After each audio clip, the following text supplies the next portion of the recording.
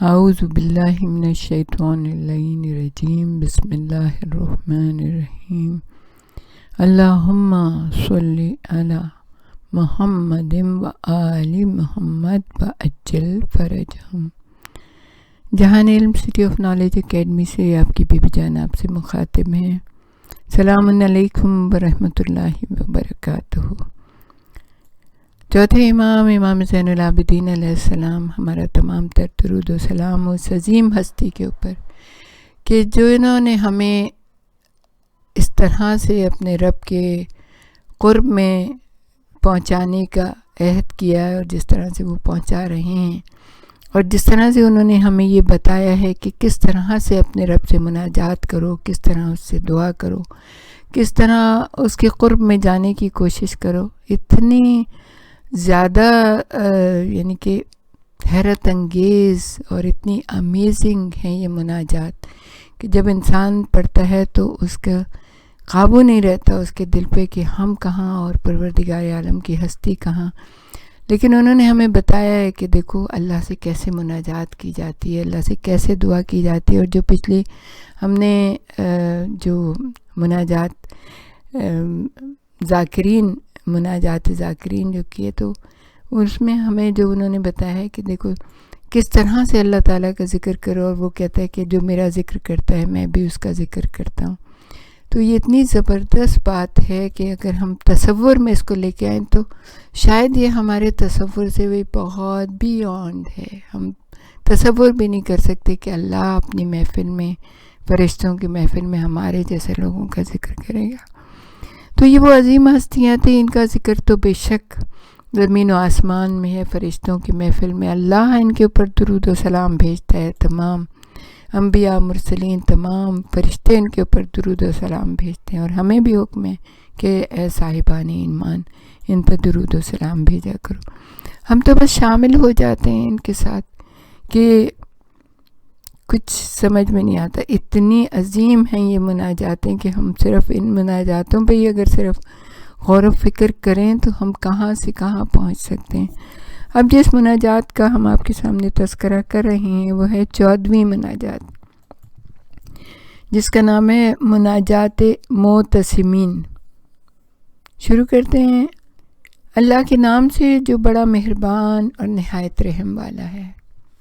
اے ہمارے معبود، اے پناہ دینے والے کی پناہ، اے پناہ لینے والوں کی پناہ گاہ، اے ہلاکت والوں کو نجات دینے والے، اے بیچاروں کے نگہدار، اے بے کسوں پر رحم کرنے والے، اے پریشان حالوں کی دعا کو قبول کرنے والے، اے محتاجوں کے خزانے، اے ٹوٹے ہوں کو جوڑنے والے، اے بے ٹھکانوں کی جائے پناہ، اے کمزوروں کی مدد کرنے والے، اے خوف زدہ کی پناہ گاہ، اے دکھیاروں کے فریاد رس، اے پناہ خواہوں کی محکم جائے پناہ۔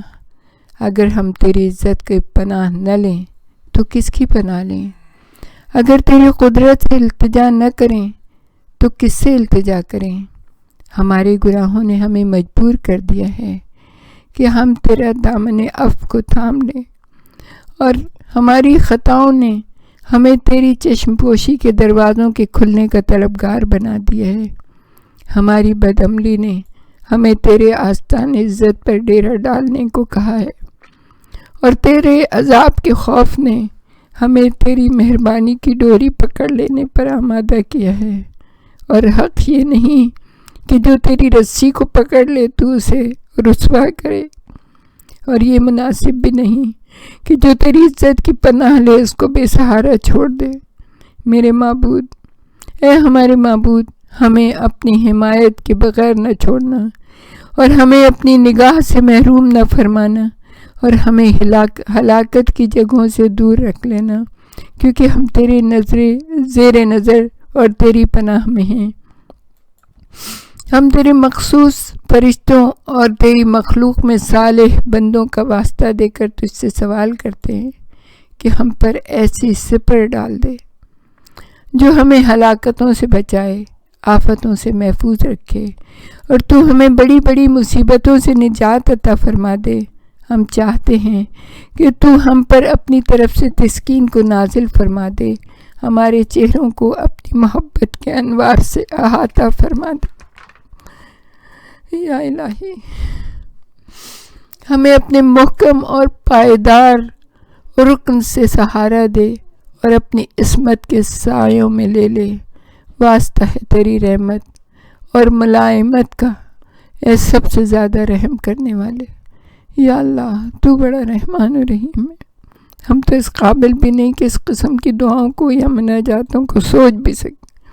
یہ ہمارے ادراک سے بھی، ہمارے خیالوں سے بھی بہت بلند ہیں، لیکن واسطہ دیتے ہیں تجھے اپنے اماموں کا، تیرے رسولوں کا، تیری حجتوں کا۔